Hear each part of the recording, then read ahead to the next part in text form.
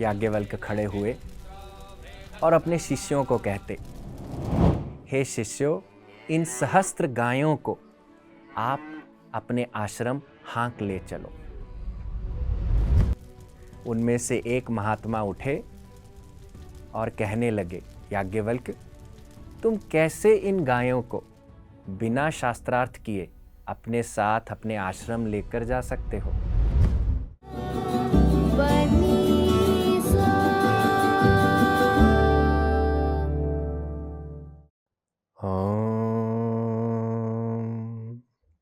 असतो मा सद्गमय तमसो मा ज्योतिर्गमय मृत्योर्मा अमृतं गमय।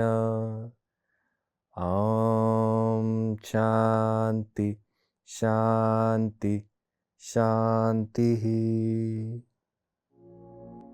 जीवन एक प्रतिस्पर्धा अर्थात कंपटीशन है। ये शब्द तो आपने सुने ही होंगे। एक ऐसी स्पर्धा जिसके अंदर हर कोई दौड़ रहा है, भाग रहा है, पर बोलबाला उसी का होगा जो अव्वल आएगा, बाकी तो सब फीके हैं। यह प्रतिस्पर्धा ना ही इसमें एक प्रौढ़ व्यक्ति बल्कि छोटे बच्चे से लेकर एक वृद्ध तक हिस्सा ले रहा है, भाग रहा है। एक छोटा बच्चा जो अपने स्कूल में, अपनी कक्षा में अव्वल नंबरों से पास होना चाहता है और दूसरों को पीछे छोड़ना चाहता है। एक युवा जो कॉम्पिटिटिव एग्जामिनेशन देकर अपने लिए एक सीट निर्धारित करना चाहता है, भले ही आईएएस ऑफिसर बने, मैनेजमेंट ग्रेजुएट बने या कुछ भी। फिर एक प्रौढ़ व्यक्ति, एक मैच्योर आदमी जो हर साल होने वाला एक परफॉर्मेंस अप्रेजल में एक उत्तीर्ण अंक लेना चाहता है, हाई ग्रेड्स लेना चाहता है, ताकि उसका प्रमोशन हो पाए। ऐसे लगे हुए हैं हम इस प्रतिस्पर्धा में। इस स्पर्धा में चलना दौड़ना बुरी बात नहीं, पर इस प्रतिस्पर्धा को अपने पुरुषार्थ पर ना खेलकर, दूसरों को नीचे धकेलकर, अपने अभिमान की वाहवाही कर, दूसरों का मजाक बनाकर, उनकी खामियों को बताकर हम जीतने का प्रयास करते हैं। भूल जाते हैं कि इस कंपटीशन का उद्देश्य क्या है, क्योंकि हम तो इसे अब दूसरों को नीचा दिखाने का माध्यम बना चुके हैं। और आजकल तो इंटरनेट का ज़माना है, सोशल मीडिया का ज़माना है, ट्रोलिंग का ज़माना है। जो चीज़ हमें पसंद नहीं, हम मुंह उठाकर जो कुछ भी कहना चाहते हैं, जो कुछ भी लिखना चाहते हैं, उस पर लिख देते हैं। पर ऐसा करने से क्या हमें लगता है कि हमारे भीतर जो पुरुषार्थ का समंदर है, हम उसके साथ न्याय कर रहे हैं? क्या हमें लगता है कि ऐसा करने से, दूसरों को नीचे दिखाने से, हम वास्तव में जीत रहे हैं? और ऐसा करने से क्या गारंटी है कि दूसरा व्यक्ति भी आपको नीचे नहीं खींचेगा? आज की कहानी एक प्रतिस्पर्धा की कहानी, शास्त्रार्थ की कहानी। ये कहानी जो वृत्तांत है याज्ञवल्क्य और गार्गी के भीतर हुई वार्तालाप का। यह कहानी जो वर्णित है हमारे बृहदारण्यक उपनिषद में। देखते हैं कि इस जीवन रूपी प्रतिस्पर्धा के लिए हम क्या सीख सकते हैं याज्ञवल्क्य और गार्गी से। तो बात उस समय की जब विदेह के राजा जनक एक बहुत बड़े यज्ञ का आयोजन करते हैं। विश्व भर से चुन चुन के महात्माओं को, ऋषियों को, मुनियों को, वेदज्ञों को आमंत्रित करते हैं इस यज्ञ में जुड़ने के लिए। यज्ञ बहुत सुंदर तरह से होता है और बहुत ही सुंदर आहुतियां दी जाती हैं।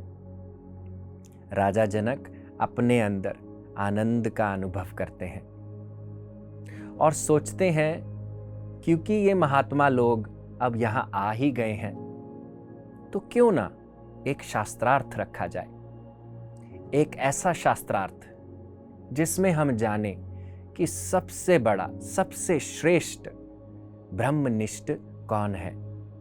ब्रह्मनिष्ठ अर्थात जो ब्रह्म को निष्ठा से उसका पालन करता है, जानता है। क्योंकि यह महात्मा लोग और ऋषि ये सब बहुत बड़े ज्ञाता तो हैं, पर एक दूसरे की टांग खींचने से पीछे नहीं हटते, दूसरे को अपमानित करने का कोई भी मौका नहीं छोड़ते। तो इसीलिए चाहिए कि निर्धारित किया जाए कि सबसे बड़ा ब्रह्मनिष्ठ कौन है। राजा जनक ने अपनी गौशाला में से सहस्त्र गायों को इकट्ठा किया, हर के सींग पर 10-10 सोने की मोहरें लगाईं और ले गए उनको इन सब महात्माओं के आगे। कहा, हे महात्माओं, आप सबको मैं यहां देखकर बहुत प्रसन्न हूं। मेरी खुशी की कोई सीमा नहीं है और मैं ये भी चाहता हूं कि यहां क्योंकि आप मौजूद हैं, हम यहां कुछ ज्ञान की बात करें और जो कोई भी महात्मा आप सब में से वेदज्ञ होगा, सबसे बड़ा ज्ञाता होगा, वो यह 1000 गायें अपने साथ लेकर जा सकता है। तो क्या है आप में से कोई ऐसा जो सबसे बड़ा ब्रह्मनिष्ठ है? जब सब महात्माओं ने ऐसा सुना तो थोड़ा सकुचाने लगे, हिचकिचाने लगे कि क्या कहें, उठें या ना उठें। अपने ज्ञान का बोलबाला बोले या ना बोले। वे सब सोच ही रहे थे, उधर से याज्ञवल्क्य उठे। याज्ञवल्क्य, जिनका वर्णन हमारे बृहदारण्यक उपनिषद में बहुत बार आता है, जो एक ब्रह्मनिष्ठ, एक वेदज्ञ और कर्मकांड के बहुत बड़े ज्ञाता माने जाते थे। याज्ञवल्क्य खड़े हुए और अपने शिष्यों को कहते, हे शिष्यों, इन सहस्त्र गायों को आप अपने आश्रम हाँक ले चलो। जब ऐसे शब्द कहे तो महात्मा लोग जो इर्द गिर्द बैठे थे वो एक दूसरे के कान में कुछ ना कुछ फुसफुसाने लगे। सोचने लगे, ये याज्ञवल्क्य अपने आप को बहुत बड़ा समझता है, बिना ही शास्त्रार्थ के इन गायों को लेकर जाना चाहता है। उनमें से एक महात्मा उठे और कहने लगे, याज्ञवल्क्य, तुम कैसे इन गायों को बिना शास्त्रार्थ किए अपने साथ अपने आश्रम लेकर जा सकते हो? शास्त्रार्थ में जीतने के बाद ही तुम इन गायों के असली हकदार कहलाओगे। याज्ञवल्क्य ने कहा कि इन गायों को लेकर जाने की मेरी इच्छा हुई, इसलिए मैं इनको अपने साथ अपने आश्रम लेकर जाना चाहता हूं। महात्मा लोग बोले, ऐसे कैसे? शास्त्रार्थ करो, जीतो और अपनी इच्छा को पीछे रखो। अगर जीतोगे तभी इन्हें अपने साथ लेकर जाना। तो याज्ञवल्क्य ने कहा, मैं इस शास्त्रार्थ के लिए सज्ज हूं, तैयार हूं। तो उन ऋषियों और महात्माओं में से अश्वल, आर्तभाग, उशस्त, कहोल, भुज्यु नाम के ऋषि उठे और बारी बारी कर याज्ञवल्क्य के साथ कर्मकांड को लेकर, ज्ञान कांड को लेकर बहुत सारी चर्चा करने लगे, तर्क वितर्क होने लगे। पर याज्ञवल्क्य ने हर ऋषि के प्रश्नों का बहुत ही ठहराव से सही उत्तर दिया। और इन्हीं महात्माओं में से, इन्हीं ऋषियों में से एक महात्मा, जिनका नाम वाचकन्वी गार्गी, हमारे शास्त्रों में बहुत ही कम विख्यान हुआ है ब्रह्म विदुषियों का। गार्गी एक ऐसी विदुषी जो अपने तर्क के लिए जानी जाती थी, एक ऐसी निडर ब्रह्मवादिनी जो सत्य की ही बात करती थी। अब गार्गी उस सभा में खड़ी हुई, याज्ञवल्क्य से बोली, हे याज्ञवल्क्य, मैं आपसे कुछ प्रश्न करना चाहती हूं। याज्ञवल्क्य ने कहा, प्रश्न करो गार्गी। गार्गी ने कहा, ये जो सारी सृष्टि है जल में ओतप्रोत है। ओतप्रोत अर्थात जल में मिली हुई है, उसके निहित है। तो ये जल किस में ओतप्रोत है? याज्ञवल्क्य ने कहा, हे गार्गी, ये जल वायु में ओतप्रोत है, यानी कि वायु से छोटा है, उसके नीचे है, उसमें मिला हुआ है। और ये वायु किस में ओतप्रोत है? यह वायु अंतरिक्ष में ओतप्रोत है। गार्गी ने फिर से पूछा, अब ये अंतरिक्ष किस में ओतप्रोत है? याज्ञवल्क्य ने कहा, अंतरिक्ष गंधर्व लोक में ओतप्रोत है। और यह गंधर्व लोक किस में ओतप्रोत है? गंधर्व लोक आदित्य लोक में ओतप्रोत है। और ये आदित्य लोक किस में ओतप्रोत है? आदित्य लोक चंद्रलोक में ओतप्रोत है। चंद्रलोक किस में ओतप्रोत है? चंद्रलोक नक्षत्र लोक में ओतप्रोत है। ये नक्षत्र लोक किस में ओतप्रोत है? नक्षत्र लोक देवलोक में ओतप्रोत है। और देवलोक किस में ओतप्रोत है? इंद्रलोक में ओतप्रोत है। यह इंद्रलोक किस में ओतप्रोत है? इंद्रलोक प्रजापति लोक में ओतप्रोत है। प्रजापति लोक किस में ओतप्रोत है? प्रजापति लोक ब्रह्मलोक में ओतप्रोत है। और यह ब्रह्मलोक किस में ओतप्रोत है? अब जब ब्रह्मलोक की बात आई, याज्ञवल्क्य ने कहा, रुको गार्गी, तुम ब्रह्मलोक की बात कर रही हो और उस लोक के बारे में तर्क वितर्क से नहीं जाना जा सकता। बैठ जाओ, अपनी वाणी को विराम दो। तो देखिए इस प्रश्नोत्तर से क्या बात हो रही है। पृथ्वी, जल, जल से वायु, वायु से अंतरिक्ष, अंतरिक्ष से आदित्य लोक, क्या बात हो रही है यहाँ पे? वास्तव में याज्ञवल्क्य यहाँ पे अलग अलग डायमेंशंस की बात करते हैं, अलग अलग आयामों की बात करते हैं कि एक आयाम, एक डायमेंशन किस डायमेंशन के नीचे आती है, कौन सी डायमेंशन उस डायमेंशन से बड़ी है। जैसे कि पृथ्वी, पृथ्वी से बड़ा है जल, जल, जल से बड़ी है वायु, वायु, वायु से बड़ा है अंतरिक्ष, और अंतरिक्ष से बड़ा है सूर्यलोक, सूर्यलोक से बड़ा है चंद्रलोक, नक्षत्रलोक, फिर देवलोक जहाँ दिव्य आत्माएं रहती हैं, फिर इंद्रलोक जहाँ पे इंद्र रहते हैं, फिर प्रजापति लोक और ब्रह्मलोक। पर जैसे ही ब्रह्मलोक की बात हुई, क्योंकि ये सारे प्रश्न तर्क वितर्क में जा रहे हैं, एक उत्तर से फिर दूसरा प्रश्न निकला, दूसरे प्रश्न से फिर एक और उत्तर आया, क्योंकि बहुत सारा तर्क वितर्क हुआ और जैसे ही ब्रह्मलोक की बात हुई तो याज्ञवल्क्य ने गार्गी को चुप करवा दिया। क्यों?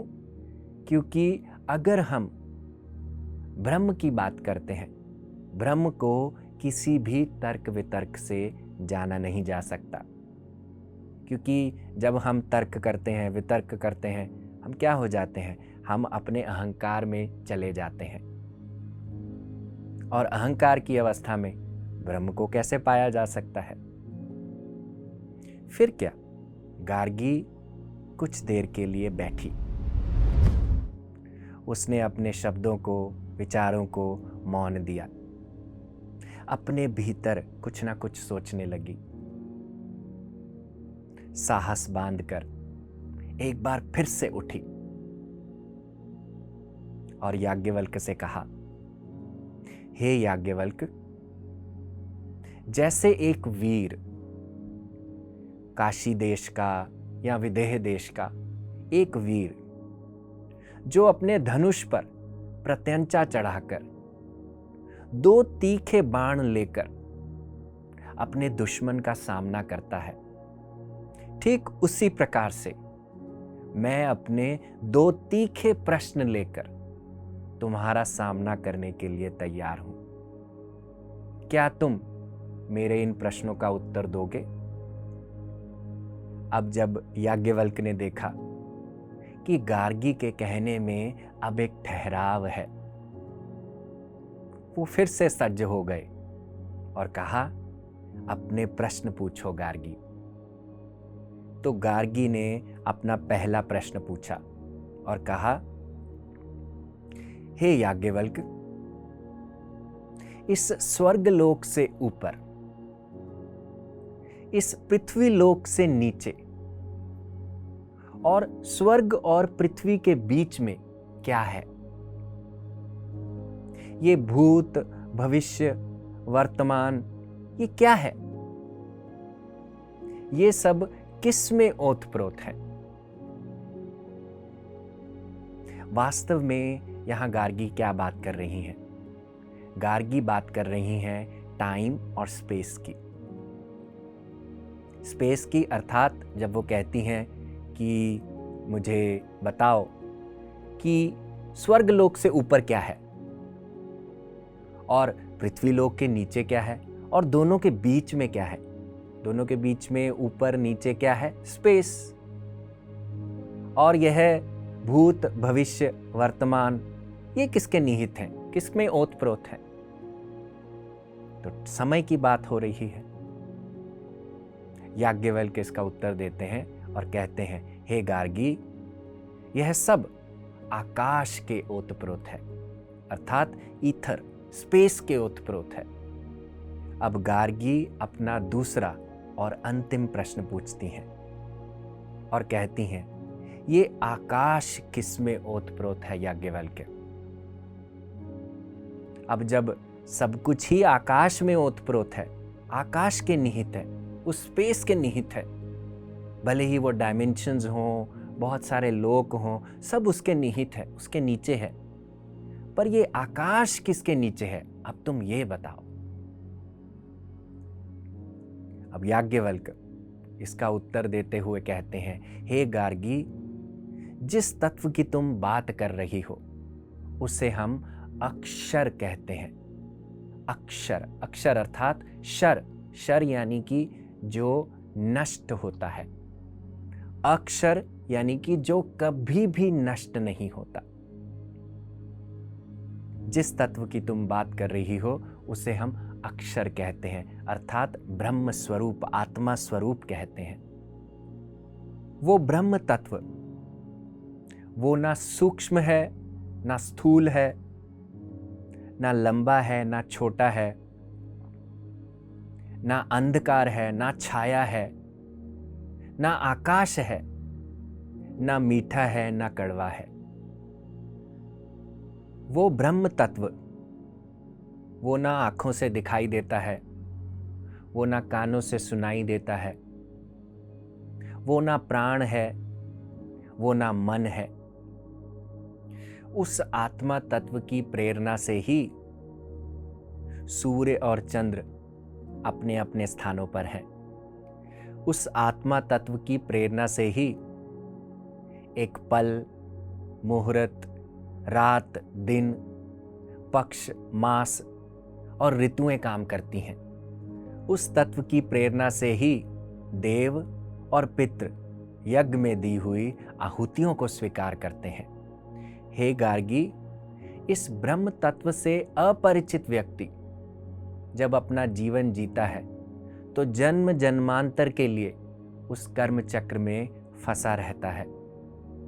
इस आत्मा तत्व के अलावा कुछ भी देखने योग्य नहीं है, कुछ भी सुनने योग्य नहीं है, कुछ भी कहने योग्य नहीं है और कुछ भी जानने योग्य नहीं है। इसी तत्व को तुम अक्षर तत्व जानो, आत्म तत्व जानो।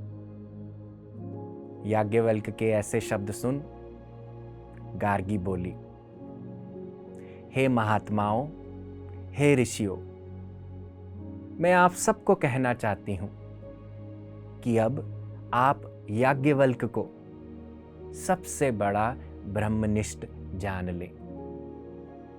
इसी में ही आप सबका हित है।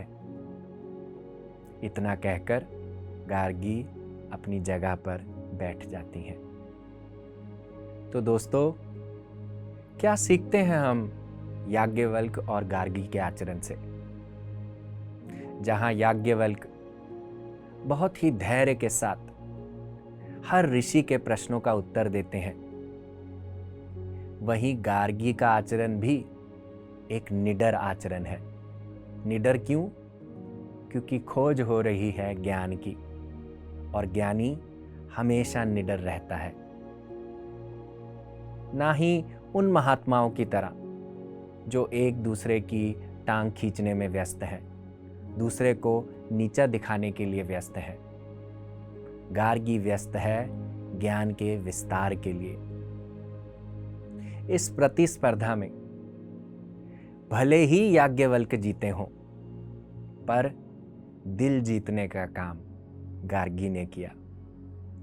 गार्गी का आचरण हमें यह बताता है कि जब हम अपना जीवन आत्मविश्वास के साथ और बिना किसी इनसिक्योरिटी के साथ जीते हैं, जीवन की भिन्न भिन्न परिस्थितियों का सामना करते हैं, तो जीवन प्रतिस्पर्धा नहीं जहां कोई हारेगा जीतेगा। जीवन एक खेल की तरह बन जाता है जहां सब महोत्सव बनाते हैं, उत्सव मनाते हैं और खुद का दर्शन पाते हैं। हरिओम तत्सत। PMC हिंदी बदले जीवन।